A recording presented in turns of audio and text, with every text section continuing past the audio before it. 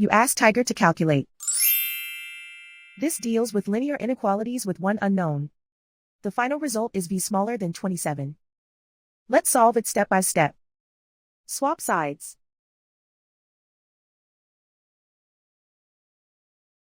Group all constants on the right side of the inequality. Add 17 to both sides.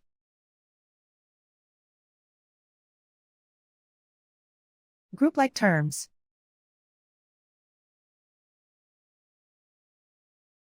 Simplify the arithmetic.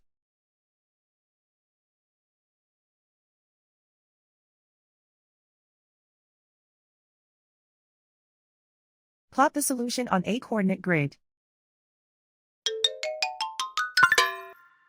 And so the final result is v smaller than 27.